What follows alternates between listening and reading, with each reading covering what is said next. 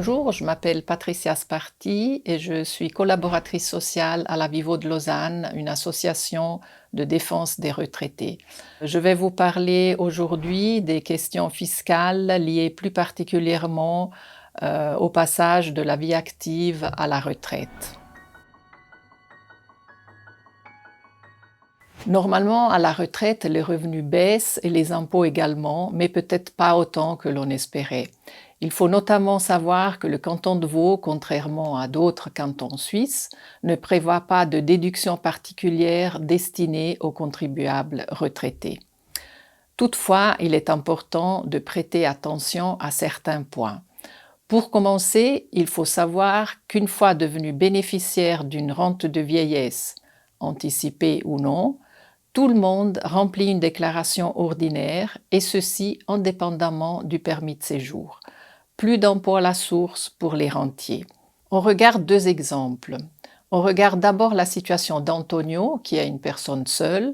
Son revenu annuel passe de 56 500 francs en emploi à 42 339 une fois à la retraite, ce qui correspond à l'addition de l'AVS et du deuxième pilier. Si nous regardons les déductions sociales, nous remarquons qu'elles augmentent une fois à la retraite et le montant annuel des impôts diminue, moins de 1 800. Finalement, le revenu disponible d'Antonio retraité baisse de 900 francs par mois par rapport à son revenu en tant que salarié. Si on regarde la situation de Ivan et Bella, un couple marié avec 2 salaires, dans la vie active, ils peuvent disposer d'un revenu annuel de 113 000 francs. À la retraite, un revenu annuel baisse à 76 428. Les déductions sociales restent, dans leur cas, du même montant avant et après la retraite. Ce qui change d'une manière importante sont les impôts qui baissent, moins 5 000 francs. Le revenu disponible baisse quant à lui de 1 400 francs par mois, ce qui veut dire qu'il dispose de 4 890 francs par mois pour les deux.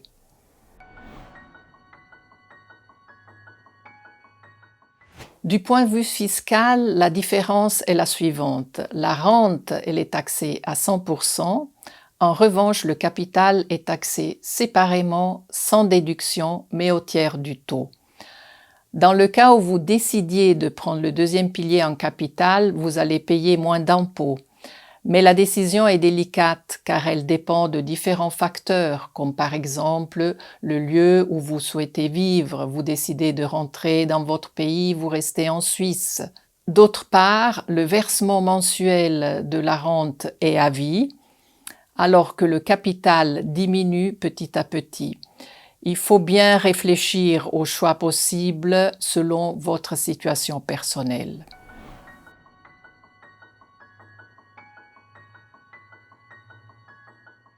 Voilà, celui-ci est bien un des points délicats. C'est le lieu de domicile qui taxe les rentes étrangères. Si on réside en Suisse, tous les revenus et la fortune mobilière et immobilière doivent être déclarés en Suisse. Les rentes étrangères entrent de plein droit dans le revenu déclaré et taxé en Suisse. Par ailleurs, il faut prêter attention à l'influence que l'augmentation du revenu imposable, à cause de la rente étrangère, peut avoir sur le droit du retraité aux prestations sociales octroyées dans le canton. Par exemple, le subside pour l'assurance maladie de base ou les prestations complémentaires à l'AVS.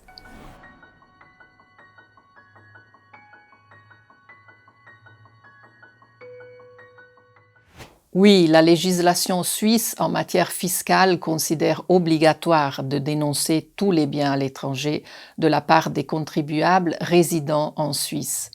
Il faut savoir que la propriété immobilière est considérée dans la fortune déclarée en Suisse seulement pour déterminer le taux d'imposition de la fortune suisse.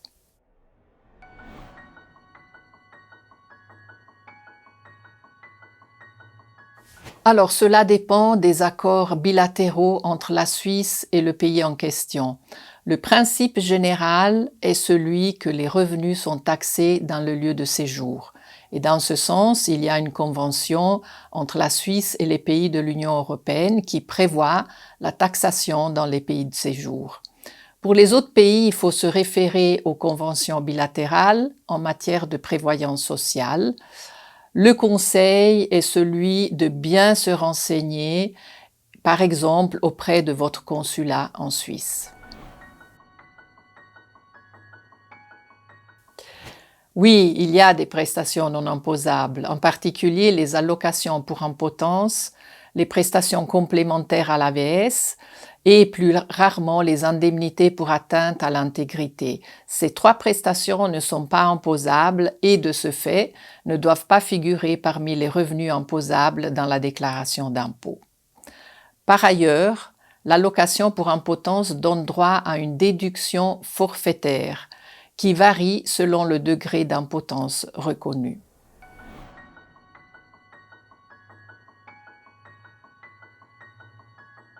Il y a des déductions à ne pas oublier et puis elles sont dans l'ordre les cotisations AVS pour les personnes en pré-retraite par exemple, la pension alimentaire versée à l'ex-conjoint ou aux enfants mineurs, les frais médicaux et dentaires, les frais liés à un handicap et les dons aux institutions d'utilité publique ou bien aux partis politiques.